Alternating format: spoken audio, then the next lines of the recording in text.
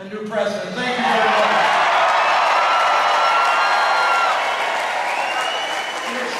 It is every bit as important as what you did last year. Electing a new president was the first step. Passing health care, universal health care, with a strong public option is the next step.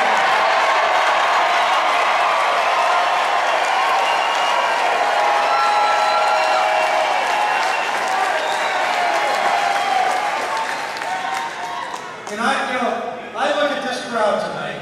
I look at the number of you here in this very hot, building, whatever it's called. Watching the bus, we took this bus from about 100 yards away, I want you to know. Mike Coleman wanted me to tell you that we got one in Omaha, and we've been riding all night. We actually got one, I think, over there. Anyway, but I look around at this. First of all, how many of you are union members? First, as union members, you deserve the thanks of all of us for building the middle class.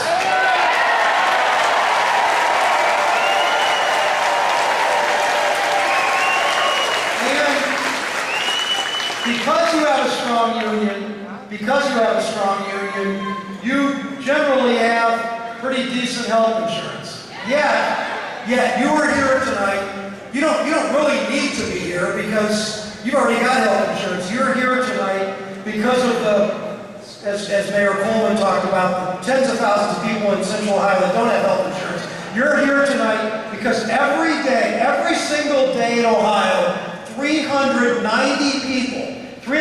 people a day in Ohio, 12,000 people a day in this country are losing their health insurance. That's why you're activists. That's why you're here. That's why you show you care about this country.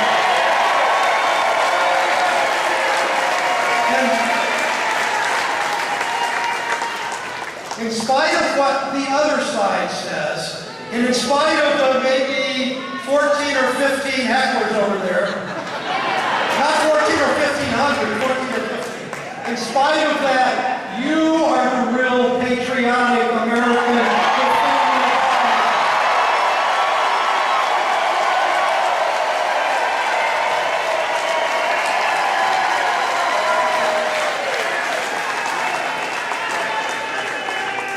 Now, I think, easy, thank you. You gave me the privilege of serving you in the United States Senate by being elected in 2006, and you also gave me a privilege that I got to know Ted Kennedy pretty well in the last couple of years. And I wanted to tell you just one story. I don't want to stand up and tell a lot of stories about Ted Kennedy, but he had a little office, kind of living room office, not far from the floor of the United States Senate. And he had put me on the Health, Education, Labor, Pension Committee earlier in 2007. He had put me on as one of two freshmen he put on his committee. And I'll get to this in a minute, but he asked me and another member of my class, he and Chairman Dodd, who was filling in when Senator Kennedy was sick, he asked me to write up the language in the health care bill to establish the public option.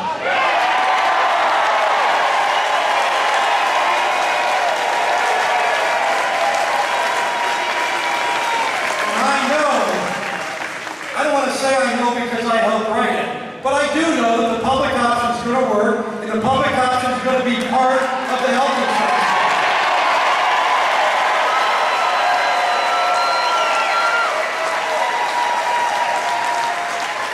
Senator Kennedy used to invite me to this little office he had about right above the Senate, about 100 feet away from the third floor of the Senate chamber.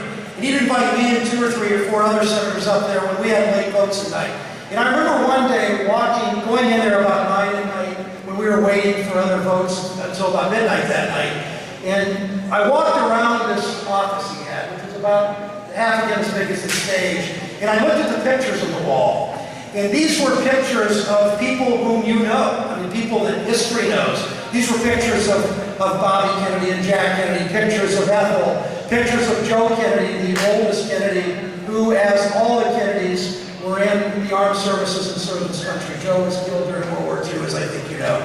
And I saw pictures of them sailing and pictures of them in Hyannisport and all that, pictures pictures of them in their offices in the White House, in the Senate, whatever. And these were pictures that I had never seen before, because these were Ted Kennedy's family pictures. These weren't the pictures that were in Life magazine. But what struck me is the kind of life that Ted Kennedy could live and was living. And he didn't need to stay in public service for 47 years. He easily could have walked away. But you know, like Pastor Deemer, Ted Kennedy understands that progressive government and social justice and economic issues and health care are moral issues.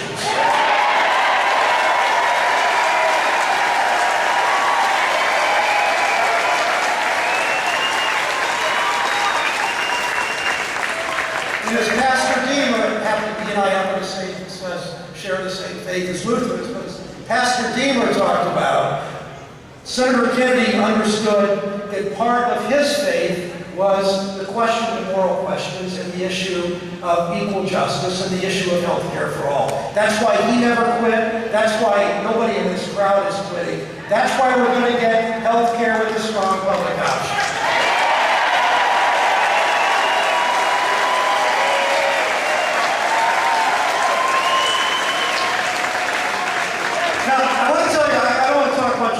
You have great speakers, progressives that are going to change this country, standing behind me and will speak. But I want to tell you one other quick story. I was in Cincinnati today, and I did one of those town hall meetings that you hear about. And you know, I can't count the number of people that said, "Don't do one in Cincinnati.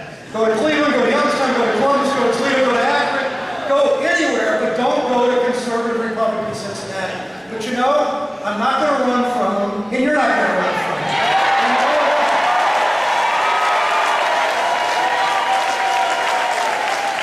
But after going to Cincinnati today, more than anything, I wanted, my wife Connie's over here, many of you know Connie.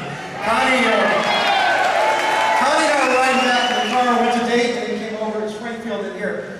And we were talking about how great it would have been to call Ted Kennedy and tell him what happened in conservative Republican Cincinnati. Here's what happened. 1,400 people showed up at the University of Cincinnati to talk about health care. 1,400 people.